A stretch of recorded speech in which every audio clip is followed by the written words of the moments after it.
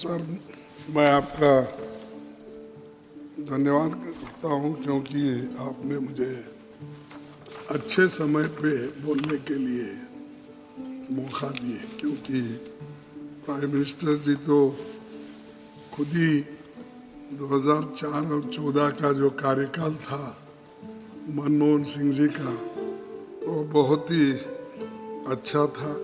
उन्होंने अच्छी काम की। इसकी जो सालाना या उसकी जो तारीफ की, उसीलिए मैं आपको धन्यवाद देता हूँ। ऐसी ही चलती रहे। जो अच्छे काम होते उसकी तारीफ करो, जो कमियां होती है वो गिनते जाओ। सर, एक सच बात है कि मनमोहन सिंह जी के ज़माने में, चाहे वो प्राइम मिनिस्टर हो, चाहे वो फाइनेंस मिनिस्टर हो, बहुत अच्छे काम करके देश को एक पटरी पे उन्होंने लाई और प्रगति जो चल रही है वहाँ से ही ये शुरू हुई है। सर, ये अपर हाउस एक परमानेंट हाउस है। समाज के विभिन्न क्षेत्रों में प्रतिनिधि यहाँ आते हैं। परिवर्तन और कंटिन्यूटी जारी रहती है। हमारा हाउस कभी डिसॉल्व नहीं होता। हो सकता है मोदी साहब का हाउस डिसॉल्व हो सकता है, लेकिन हमारा और आपका हाउस डिसॉल्व नहीं हो सकता।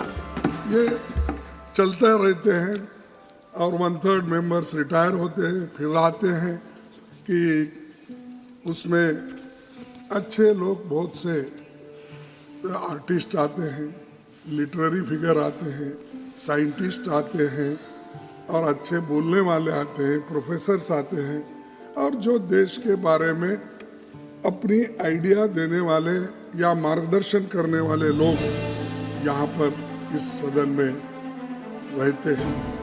तो इसका फायदा भी सरकार को होता है और सरकार भी उनके विचारों को सोच समझकर कानून में तब्दीली करना, कानून में उसको समाया जाना, ये काम करते रहते हैं, पहले से भी करते आए हैं। सभापति जी, समय अपनी गति से चलता रहता है। संस्थाएं कायम रहती है, लोगों के चेहरे बदलते रहते हैं, नए आते पुराने जाते हैं।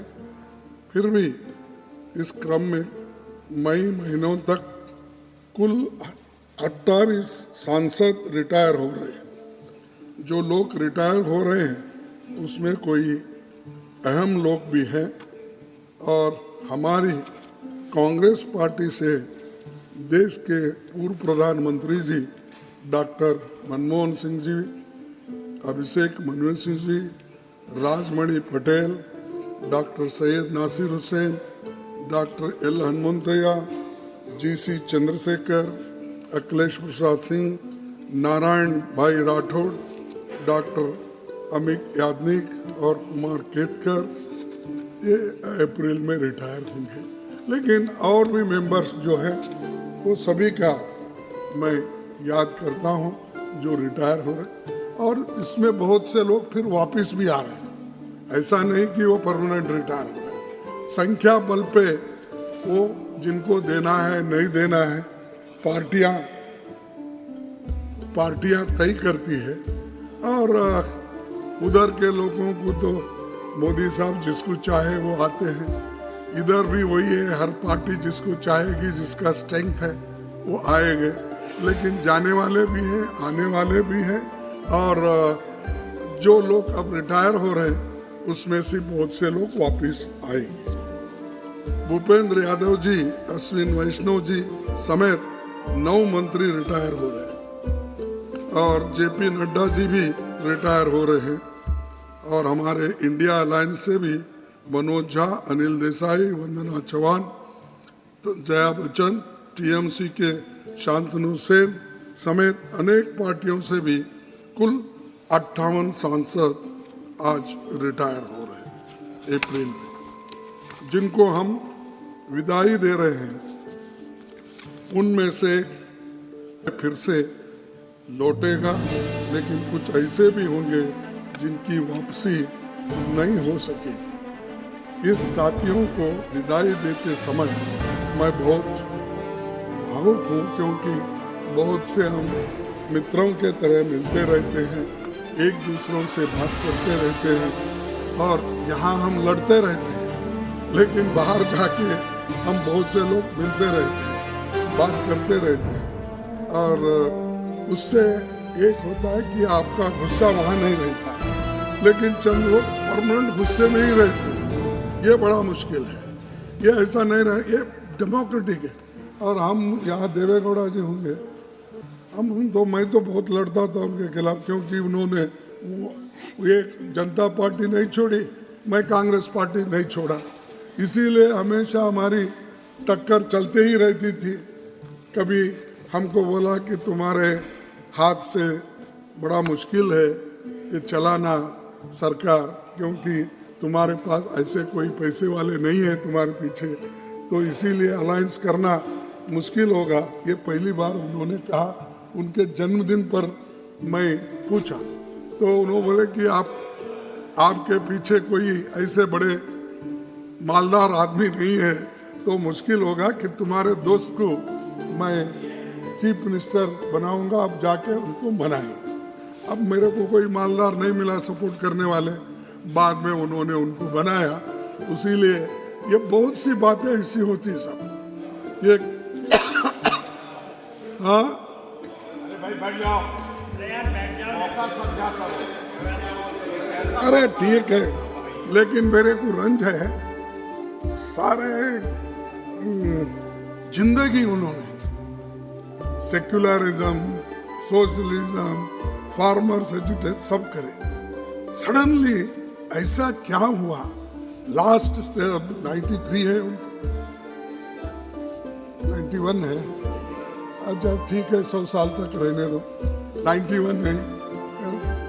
अब सडनली जाके मोदी साहब उन्होंने ऐसा गले में मिले हैं और वो पकड़ आप नहीं थे, तो इतनी तारीफ आपकी उन्होंने की, मैं समझता हूँ जिंदगी में किसी आदमी की उन्होंने तारीफ की ही नहीं, रियली समझता हूँ, क्योंकि मैं उनके साथ वहाँ पर 20, 25, 30 साल था और यहाँ पर कभी किसके बारे में तारीफ करने की उनकी आदत ही नहीं है, लेकिन वो आदत बदली कैसी मेरे को बड़ा मुश्किल है। I am feeling how he praised Modi ji and he said that Modi is the only Prime Minister who loved me. All this. अगर यही लव अफेयर पहले होता तो अच्छा था। 91 इयर्स में क्या करेंगे? छोड़िए, आपकी बात पर कुछ कहना चाहते हैं, आपकी इजाजत हो तो पीयूष जी कुछ कहना। नहीं साहब, नहीं तो अगर समझ आ जाए तो अच्छी ये चुप है, ये देखो आप उनको ऐसा ही देते हैं, बाकी के वक्त हमको नहीं देते। This is नहीं कल। I am not giving fraud to him, sir. No, you see, sir, I am telling you, this is not going to be a permanent thing. You remember, sir, you can't ask, when I asked, I want to get clarification, you did not allow when Modi ji was speaking. See, this is nothing. Even if I interfere, Modi is capable to give answer. Why you are doing Please this? Continue. In democracy, it happens. Well, and इसीलिए मैं आपको उनको खैर इस वक्त ज़रूरत थी, वो हो गई, उसके बारे में मैं कुछ नहीं बोलता, कि उन्होंने जो कुछ बोलना है बोल दिया है और उसका जो कुछ इलाज करना है मोदी जी ने कर दिया है, इसीलिए वो ठीक ठाक हो रहा है उनके साथ। सर, मनमोहन सिंह जी पूरी दुनिया जानती है कि वे विश्व के जाने माने अर्थशास्त्र हैं। उनके समय में आज तक की सबसे अधिक विकास दर रही है। यूपीए में उनके ही शासन काल में नागरिकों को फूड का कानून अधिकार, शिक्षा अधिकार, वनाधिकार, भूमि अधिकार, संरक्षण और सूचना अधिकार जैसे ऐतिहासिक कामों के लिए जाना जाए।